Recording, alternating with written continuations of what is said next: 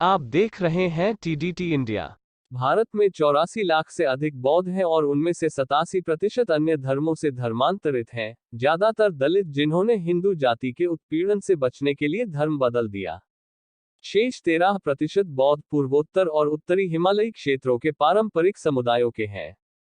2011 की जनगणना के आंकड़ों पर इंडिया स्पैन द्वारा किए गए विश्लेषण के अनुसार आज बौद्ध धर्म अपनाने वाले, जिन्हें नव बौद्ध भी कहा जाता है, अनुसूचित जाति हिंदुओं की तुलना में बेहतर साक्षरता दर, अधिक कार्य भागीदारी और लिंग अनुपात का आनंद लेते हैं। यह देखते हुए कि भारत में बौद्ध आबादी में 87% धर्मांतरित हैं और उनमें से अधिकांश दलित हैं, हमारा विश्लेषण इस धारणा के साथ जाता है कि समुदाय में विकास का लाभ ज्यादातर दलितों को मिलता है।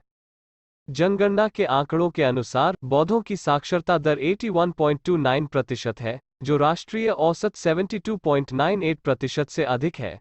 हिंदुओं में साक्षरता दर 73.27% है, जबकि अनुसूचित जातियों की साक्षरता दर 66.07% कम है।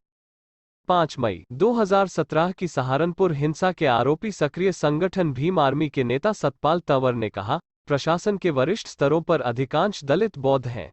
ऐसा इसलिए है क्योंकि बौद्ध धर्म उन्हें जाति व्यवस्था की तुलना में आत्मविश्वास देता है, जो बुरे कर्म जैसी अस्पष्ट अवधारणाओं के माध्यम से उनकी निम्न सामाजिक स्थिति को तर्कसंगत बनाता है।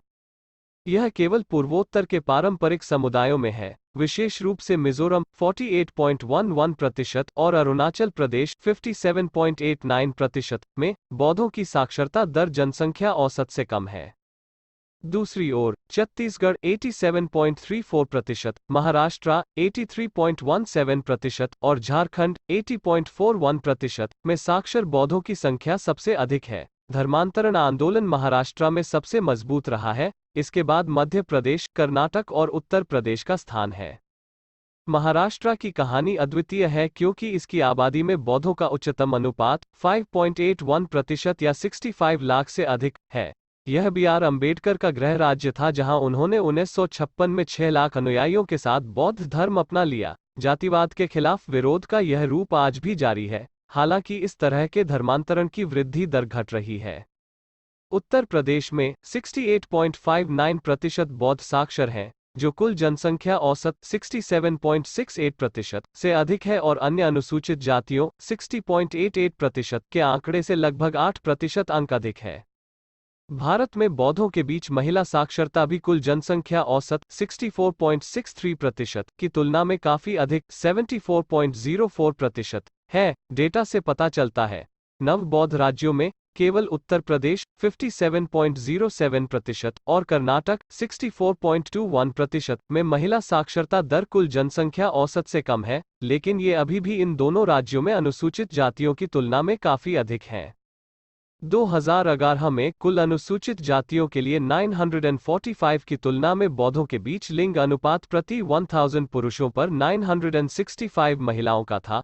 राष्ट्रीय औसत लिंगानुपात 943 था। बौद्धों में भी कम बच्चे होते हैं। 2011 की जनगणना के आंकड़ों से पता चलता है कि बौद्धों के बीच 0 to 6 वर्ष आयु वर्ग में 11.62% बच्चे हैं, जबकि राष्ट्रीय औसत 13.59% है। इसका अर्थ यह हुआ कि प्रत्येक 100 जनसंख्या पर बौद्धों के औसत से 2 बच्चे कम हैं। लेकिन क्या यह कहा जा सकता है कि नव बौद्धों का झुकाव दलितों से ज्यादा शिक्षा की ओर है, या क्या इस बात की अधिक संभावना है कि दलित शिक्षा प्राप्त करने के बाद बौद्ध धर्म की ओर मुड़े? कुल जनसंख्या औसत 31% की तुलना में लगभग 43% बौद्ध शहरी क्षेत्रों में रहते हैं, जिससे उनके शिक्षित होने की संभावना भी बढ़ जाती है, लेकिन हकीकत इतनी सरल नहीं है। लगभग 80% बौद्ध महाराष्ट्र से हैं, जिसमें राष्ट्रीय औसत से बेहतर साक्षरता और शहरी अनुपात है। महाराष्ट्र के भीतर बौद्धों के बीच साक्षरता दर, शहरीकरण स्तर और बाल अनुपात अन्य समूहों की तुलना में थोड़ा बेहतर है। महाराष्ट्रियन बौद्धों के बीच विकास को अम्बेडकर की शिक्षा और कुछ सामाजिक परिस्थितियों के आह्वान के लिए जिम्मेदार ठहराया जा सकता है। अम्बेडकर महार समुदाय से थे, जिनके पास बहुत कम कृषि भूमि थी और ग्रामीण समाज में कोई निश्चित पारंपरिक व्यवसाय नहीं था। वे अक्सर अपने गांवों की परिधि में रहते थे और चौकीदार, दूत, दीवार की मरम्मत करने वाले, सीमा विवाद के निर्णायक, सड़क पर सफाई करने वाले आदि के रूप में काम करते थे। पेशे के इस लचीलेपन ने सुनिश्चित किया कि महार दूसरों की तुलना में अधिक मोबाइल थे। अंबेडकर के पिता सहित उनमें से कई ब्रिटिश सेना में शामिल हो गए। अंबेडकर ने बौद्ध धर्म ग्रहण करने से पहले ही दलितों को शिक्षा ग्रहण करने के लिए कहा था। महाराष्ट्र के नव बौद्धों की आर्थिक स्थिति का अध्ययन करने वाले सावित्रीबाई फुले पुणे विश्वविद्यालय के सहायक प्रोफेसर नितिन तागड़े ने कहा, खेत भूमि की कमी या पारंपरिक व्यवसाय ने महारों के लिए शिक्षा को लाभकारी रोजगार के साधन के रूप में लेना आसान बना दिया है। इसलिए शिक्षा प्राप्त करने और शहरों में जाने के लिए अन्य समुदायों की तुलना में उनकी शुरुआत हुई। 2011 की जनगणना के अनुसार महाराष्ट्र राज्य के औसत 45.22% की तुलना में लगभग 47.76% बौद्ध शहरों में रहते हैं। ग्रामीण महाराष्ट्र में अधिकांश कामकाजी बौद्ध कृषि मजदूर 67% हैं, जो ग्रामीण जनसंख्या औसत से बहुत अधिक है, 41.50% का। शिक्षा के माध्यम से उनकी बेहतर सामाजिक स्थिति ने नव बौद्धों को अनुसूचित जातियों की तुलना में राष्ट्रीय अर्थव्यवस्था में अधिक योगदान देने में मदद की है। उनका कार्य भागीदारी अनुपात 43.15% कुल अनुसूचित जातियों 40.87% की तुलना में अधिक है और राष्ट्रीय औसत 39.79% से भी अधिक है। अनुसूचित जाति हिंदुओं की तुलना में बेहतर साक्षरता दर, अधिक कार्य भागीदारी और लिंग अनुपात का आनंद लेते हैं।